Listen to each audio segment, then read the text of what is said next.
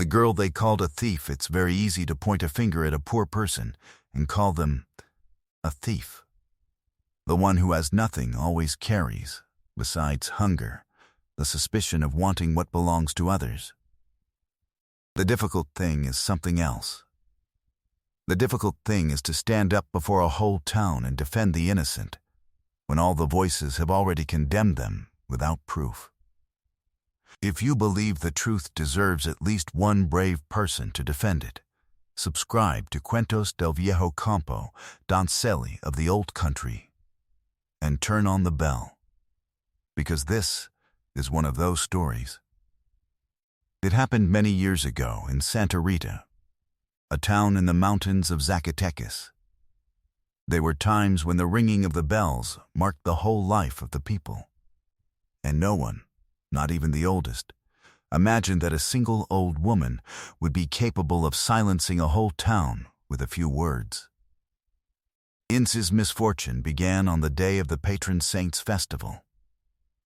It was the biggest date of the year in Santa Rita.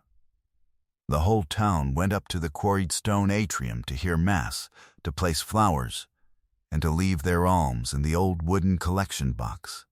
Doa Otilia looked after that box, the steward of the church, wife of the richest merchant in the place.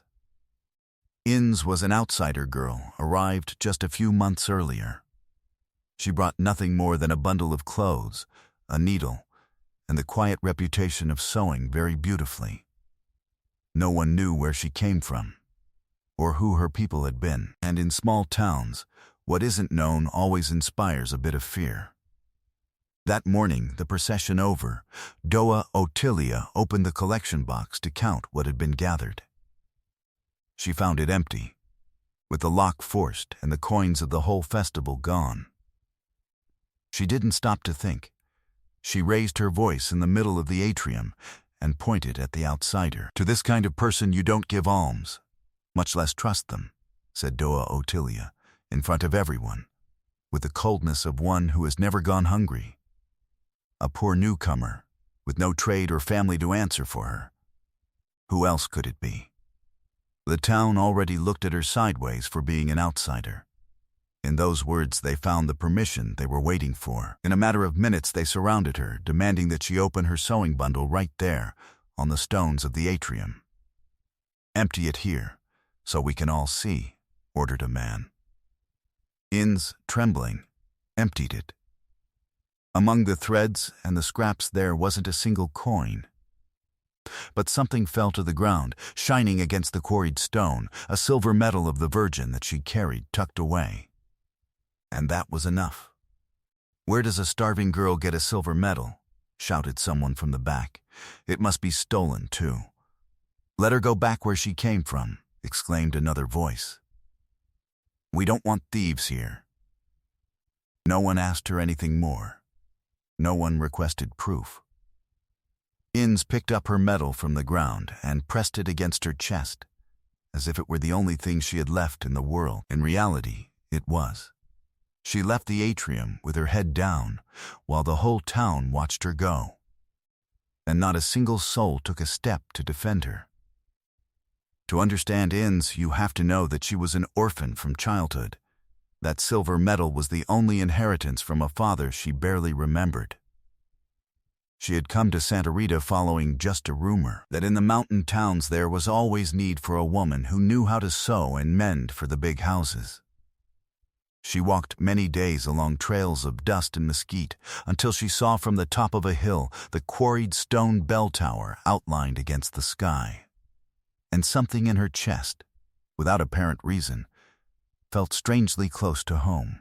She didn't know then, nor could she know, that her father had been born under those same bells, nor that the blood had brought her back, without her knowing it, to the only place in the world where a name truly belonged to her. She lived on the outskirts of the town, in a borrowed shack of adobe and a straw roof that an old man taking pity on her rented to her for a few coins.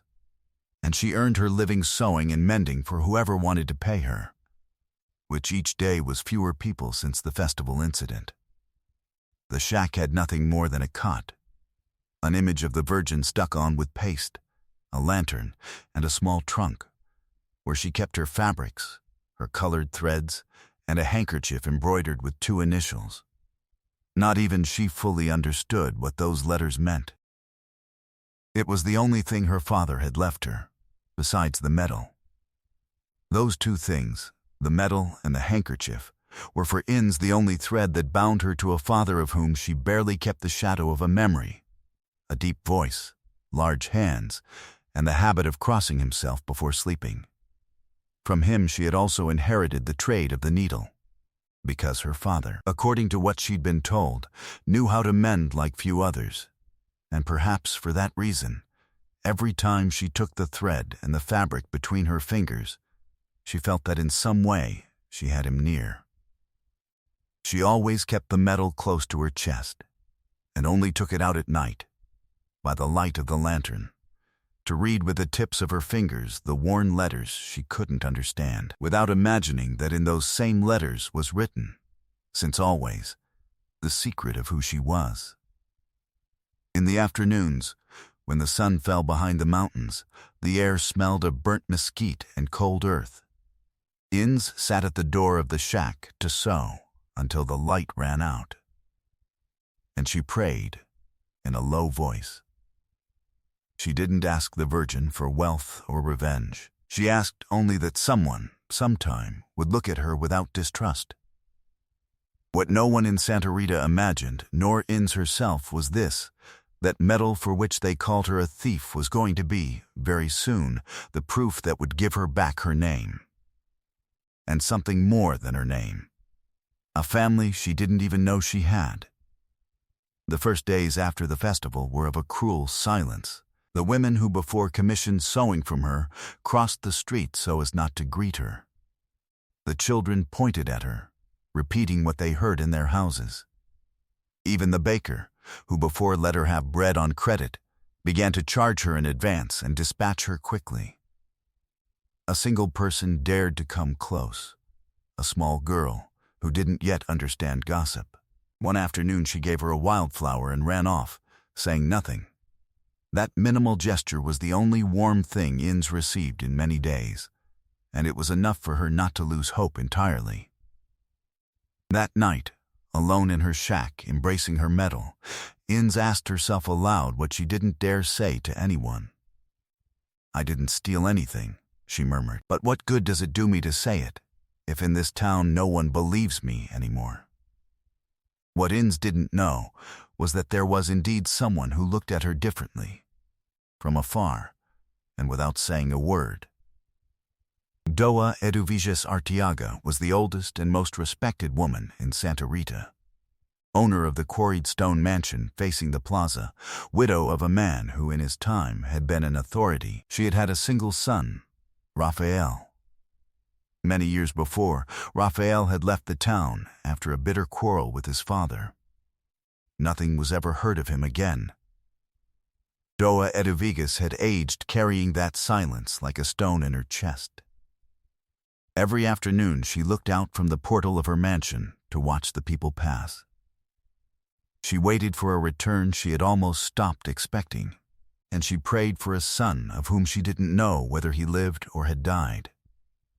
Some nights, when the cold of the mountains came in through the cracks of the mansion, Doa Eduviges took from the bottom of a trunk an old faded portrait of Raphael from when he was a child, and stayed looking at it by the light of the oil lamp until her eyes grew tired. She spoke to him in a low voice, as if he could hear her, and asked his forgiveness for not having known how to stop him the day he left angry, taking nothing more than the medal she hung around his neck at the door. "What are you thinking about, ma'am?" the maid asked her one night, on seeing her like that.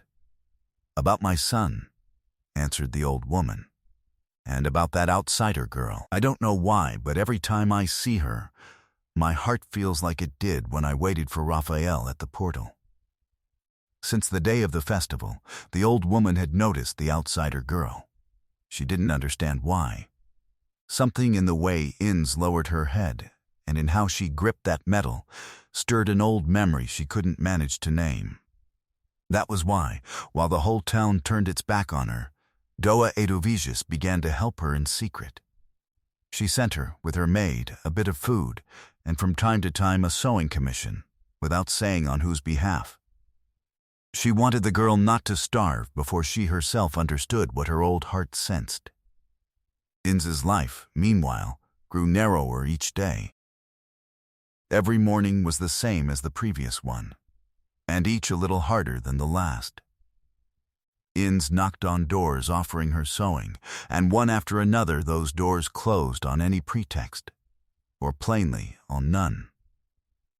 In the plaza, the conversations went quiet at her passing and lit up again, in low voices, as soon as she moved off. Some, the fewer, felt pity and would have extended a hand to her, but the fear of what people would say is, in small towns, a chain stronger than compassion, and no one wanted to be the first to defend the outsider. Thus, without even touching her, the whole town hurt her with silence, which sometimes hurts more than a blow. A rumor ran through the town. They said the priest, pressured by Doa Otilia and the principal families, would ask her to leave after the next high mass. They didn't want a woman of bad reputation in the flock. Inz learned of it through the girl of the flower, who had heard it in her house.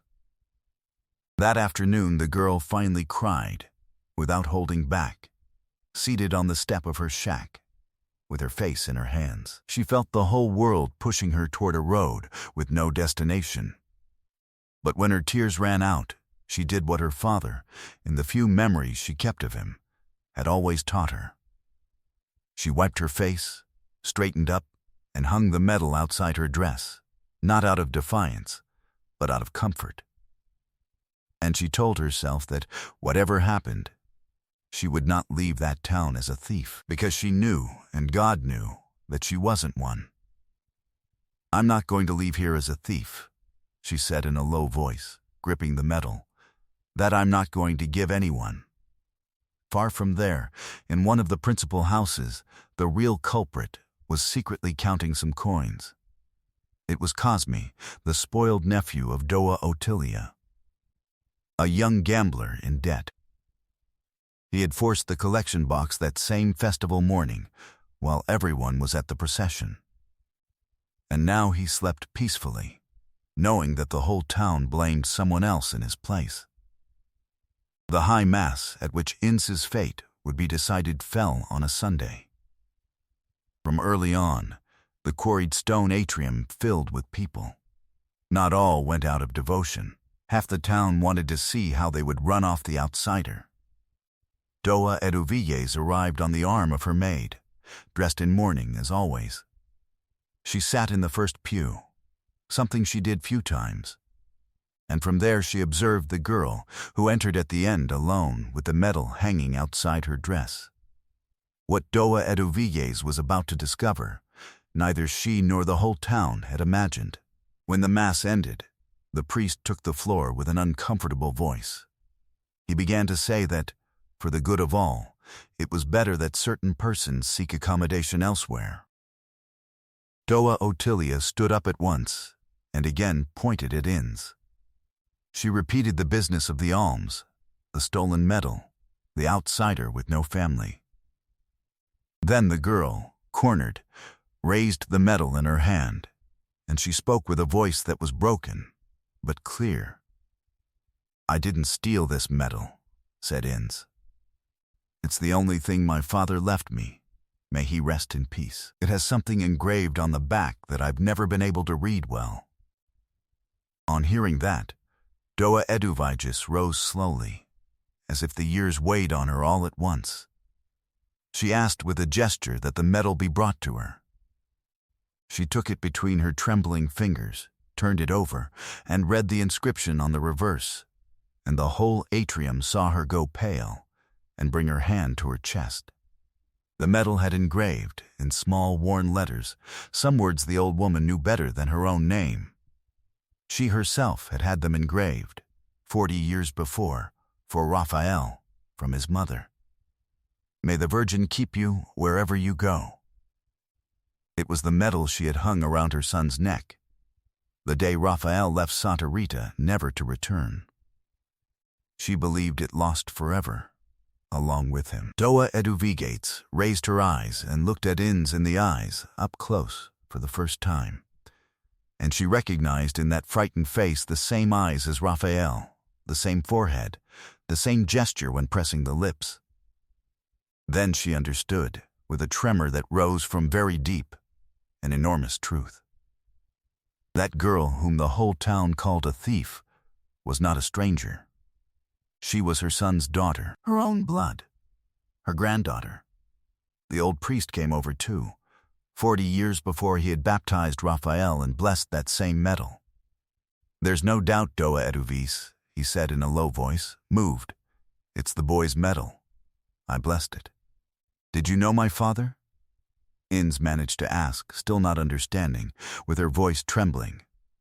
"Did you know Raphael?" Doa Eduvis couldn't answer right away. She took the girl's face between her old hands and looked at it for a long time. Like one who at last finds a map she had spent half her life searching for. "Raphael was my son," she murmured at last. "And you are his daughter." Inns understood nothing. She only saw the old woman crying, holding her medal. And for an instant, in the midst of all her anguish, she felt that something inside her, a lifelong orphanhood, was just beginning to loosen. Then, Doa Eduviges Arteaga did what no one expected. What would turn her into a story, forever. She turned toward the whole town and raised the medal high, for all to see. And she spoke with a voice that, despite the years, filled the quarried stone atrium from edge to edge. "Before you keep calling this girl a thief, you'll have to call me one first," she said. "That medal you take is stolen. I gave it, with my own hands, 40 years ago, to my son Raphael. The only way she can have it is by being, as she is, the daughter of my son and blood of my blood. The one standing here, the one you have spat on and pointed at, is my granddaughter, an Arteaga."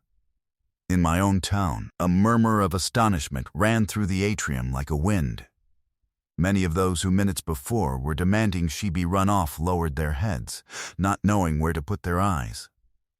Some women brought the shawl to their faces, ashamed of having been so quick to condemn and so slow to doubt.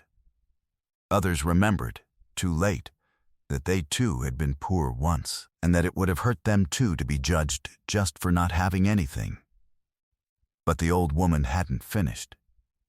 To the force of blood she wanted to add the force of truth.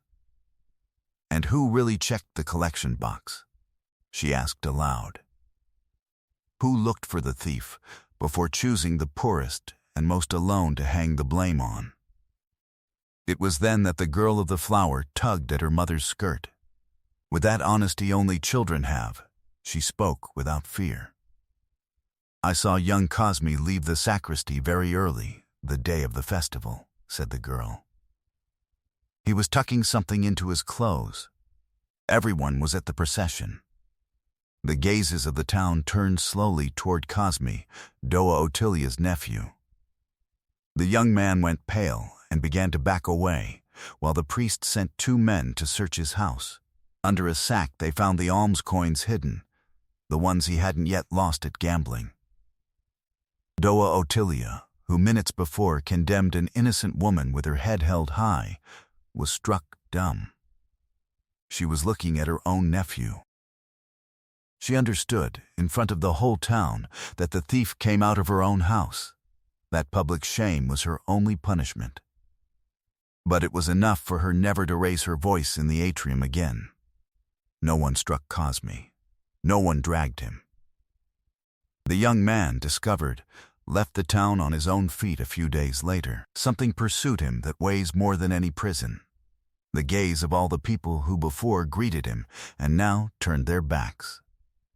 As for Santa Rita, the whole town learned that day a lesson that wasn't written in any book, but that no one would forget. That it's easier to shout with the crowd than to think alone, and that often the first to point a finger is the one with the most to hide. For a long time, in the houses and on the porches, people spoke in low voices of what had happened, and more than one promised in silence never again to condemn anyone for the sole crime of being poor and an outsider. Inns cried in the middle of the atrium, not fully understanding what was happening. In a single morning, she had stopped being the town's thief. Now she was Doa Eduviges's lost granddaughter. The old woman embraced her at last and spoke into her ear. "You're never going to be alone again, child," she told her. "Never again." The months passed, and autumn came to the mountains of Zacatecas. By then, Inz's life had been transformed in a way she would never have dared dream. The girl now lived in the quarried stone mansion facing the plaza, in the room that 40 years before had been her father Raphael's. Doa Eduviges, who had aged waiting for a return, received each dawn as a gift.